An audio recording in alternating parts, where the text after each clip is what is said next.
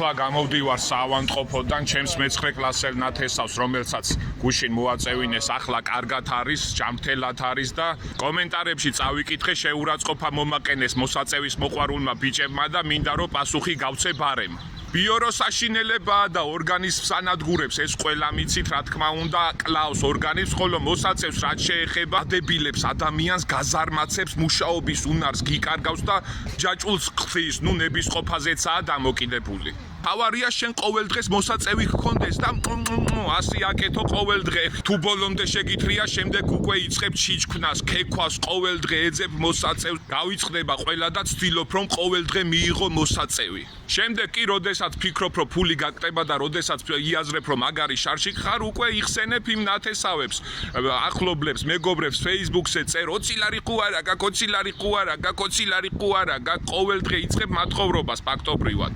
თავარი პრობლემები მაშინ იწყება, როდესაც საღამოვდება და უკვე არ გაქვს ფაქტი, არ გაქვს არაფერი და ცდილობ რომ ვალები აიღო, ყველას თხოვო, უკვე ბოლოს ოჯახის წევრებზეც გადადიხარ. მერე უკვე ბანკის ვალების დროა, ოჯახის წევრებს უკვე ყველანაირად ცდილობ რომ სესხები ააღებინო და ვალს ვალი ემატება და ასე. თავარი ესაა შენთვის, თორე ვალები მეორე ხარისხოვანია, რა ვალები, რის ვალები, თავარია და ასე იღუპავ თავს ნელ-ნელა, ისე რომ ვერც ხვდები, ვერც იაზრებ. მე ამ ყველაფერს 1 წლის წინ მივხვდი, სწორედ ჩემ თავზე გამოვცადე ეს ყველაფერი და 1 წელია რაც სუფთა ვარ, მე გამიმართა, მე კიდე მარტო ვიყავი სახლში და მთელი ღამე ლოცვაში გავატარე და უფალს უთხარი რომ არასოდეს აღარ გავეკარებოდი, ოღონდ ამ ერთხელ გადავერჩინე, ხოლო ჩემს მაგაც სამწუხაროდ არ გაუმართლა.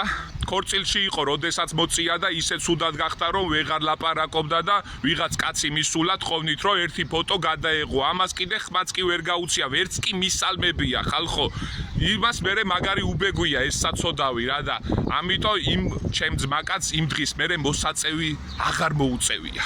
ამიტომ გთხოვთ, ახალგაზრდებო, ჯანსაღათი ცხოვრეთ, ჯანმრთელადი ცხოვრეთ, მიხედეთ ცხოვრებას, ივარჯიშეთ, ისწავლეთ და წარმატებას მიაღწიეთ. მოსაწევს კი თავი დაანებეთ, ამას გირჩევთ მე პირადად. წარმატებები, რა თქმა უნდა, ყველას თავისი გზა აქვს, თავისი ცხოვრება აქვს და ყველამ გადაწყვიტოს, როგორ წარმართოს თავისი ცხოვრება. წარმატებები ყველას. იმედია, ჩემი მე-9 კლასელი ნათესავი არასოდეს აღარ გაეკარება მოსაწევს.